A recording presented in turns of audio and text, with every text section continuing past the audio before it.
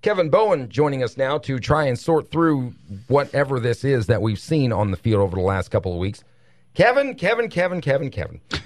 I sat and I watched that game last night, and in the back of my head, I'm thinking, we got to talk to Kevin tomorrow, and I don't know exactly which direction we're going to go to start this thing off. There's so many things to look at this game, very few of them good, except maybe you could say Dante Moncrief looked all right last night.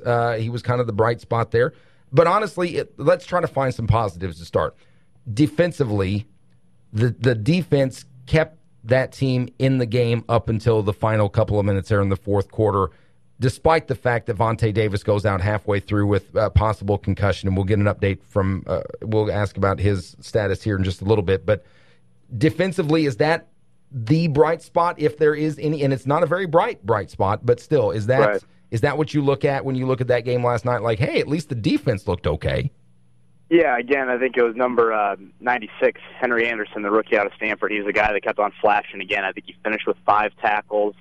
He has the most tackles of any defensive lineman in the NFL after 2 weeks. So I think when you look at some bright spots on the defensive side of the ball, you got to start with those 2 young rookies up front. David Perry, I thought, made another nice play on a 3rd and short early in the game, kind of bull rush Nick Mangold, who's really one of the better centers in the NFL. And then again, Anderson with the 5 tackles. So the bright spot for me on the defensive side is you have some young defensive linemen, especially interior linemen, I think in Perry and Anderson, that you can build around. But like you said, I thought the defense hung in there.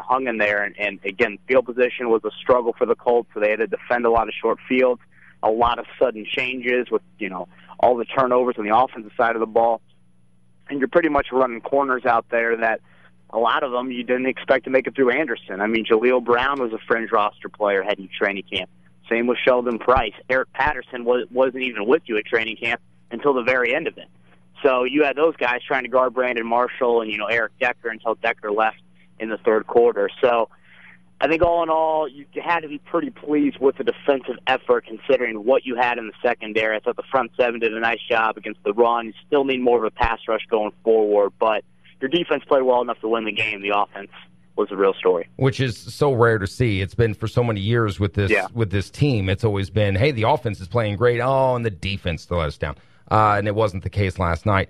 I think there's a lot of blame to go around with this team with the way they've performed over the first 2 weeks. And I know there's been some talk on the websites and in media today, the various shows that, it looks like maybe Pagano was throwing Andrew Luck under the bus last night. And I'll be honest with you.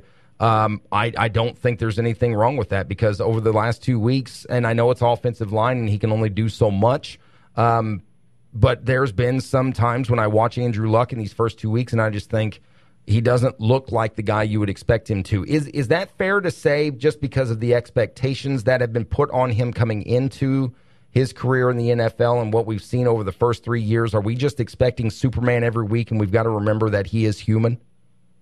I think you're used to that based off, again, his numbers that he's put up over the past 3 years. And then you have all these offseason additions and everyone throughout the offseason, from Jim Irsay on down, was talking about, this is going to be the best offense in the NFL. And they're going to, eclipse all the records that they set last year from a franchise standpoint and score 30 points every time out. And then you get humbled like that in your first 2 weeks, and it's just a massive wake-up call. And in typical Andrew Luck fashion, I mean, he took full blame last night. I think his first question in the press conference was, what do you attribute the offensive struggles to? And his first 2 words were, my play. And then he kind of went into, all the turnovers and all the pressure that is coming on him from a pass rushing standpoint. And so I do peg some of it on Andrew Luck, but you still got to look at his time in the pocket last night versus Ryan Fitzpatrick's time. It seemed like the Jets could just let some of their routes develop, and Brandon Marshall could make plays, and Eric Decker had 8 catches in the first half. He was approaching a career high until he got hurt, and it felt like every time Andrew Luck was back there, he just could not get into any sort of a rhythm. And he felt like I think he had to rush some things early on. That Andre Johnson pass over the middle that was picked off, I thought was rushed a little bit. He kind of had the blindside blitzer coming in at him, and he knew that he had to get rid of it. So I think it's a combination of the protection and the communication. Trying to pick up these blitzers are nowhere near what it was last year. I think I talked to you guys last week. When Andrew Luck was blitzed last year, he had 18 touchdowns and 3 interceptions. No quarterback in the NFL was better. And now this year, with pretty much, a similar offensive line.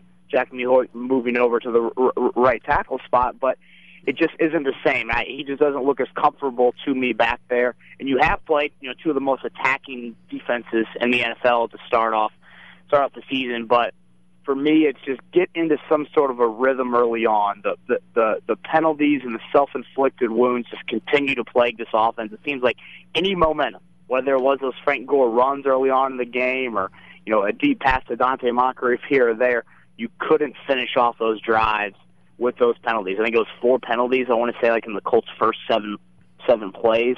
And that's just not a recipe for success at all. So for me, it's a combination of things. Andrew Luck is part of it, but the offensive line has got to protect better. The running backs have got to block better when they are blocking as well. I think there are some missed assignments in there too. And I think you got to get Frank Gore going. If there is an offensive positive, and I know Gore had that inexcusable fumble on the goal line, and he obviously took full blame for that.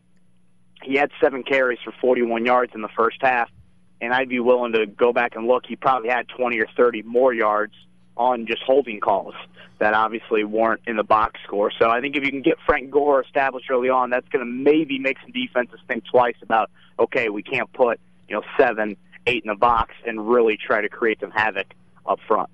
Well, it's only 2 games in. They were 0-2 last year, were the Colts, and they rattled off 10 of the next 12. I know they've had some nuts and bolts fall from Lucas Oil Stadium there in the ceiling, but is the sky falling in Indy? Are people feeling like that?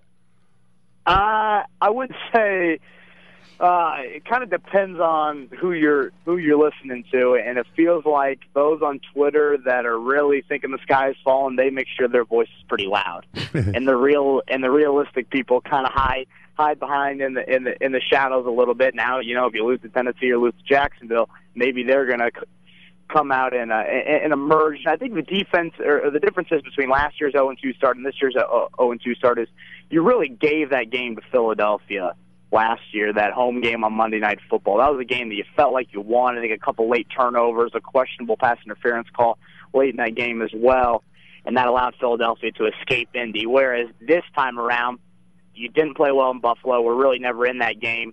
Last night, you had some chances to win that game, but really, if you would have won that game, you would have been stealing that victory. And I do think if Frank Gore holds on to that football, I do think the Colts win that game just because it felt like one of those games where we've seen it so often with Andrew Luck. If you let the Colts hang around enough, that offense is eventually going to get in sync and make some plays. So I think it's key these next 3 games. And you mentioned the sky falling. You have 3 games against the AFC South coming up. Everyone knows the AFC South is nowhere near what some of these other divisions are in the NFL. If the Colts win on Sunday in Tennessee and Jacksonville loses to New England, I believe they're at New England, then the Colts are tied atop the division. So I know it is just 1 and 2, but I think you have a stretch now where you can kind of seize a little bit of control of the AFC South if you're able to win these 2 or 3 divisional games coming up. And then that's where the schedule gets really tough because then you have New England. And you have Denver, and I think Carolina and Pittsburgh are sprinkled in there as well. So it's very important, I think, not only to get a win on Sunday, but just show some signs of life from an offensive standpoint to where you feel like you can get into a rhythm going forward. Kevin Bowen, our guest, Colts.com featured writer. It's Ford and O'Brien, ESPN Evansville 105.3 online, ESPNEvansville.com. And as you said, Kevin, it just seems like there's, from an armchair quarterback perspective, it's like, well, yeah, they just need to block better for Andrew Luck, and they need to do this, and they need to do that.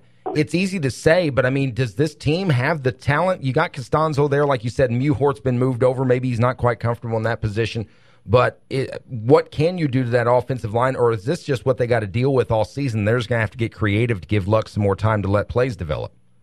Yeah, I mean, no one's going to be walking in that door that's a 3-time Pro Bowl guard or whatever. And that's what kind of confuses me the most is this line from a talent standpoint isn't that much different than last year's line. And so I look at this Bills game and the Jets game and it's like, okay, why were you so effective against the blitz last year? But now you look like you've never really seen it in these first 2 games to start 2015. So I think from an offensive line standpoint, and Pep Hamilton, has got to get a little more creative in, again, how he blocks things up and then how you attack the blitz. Is it more 3-step drops to try to get the ball out?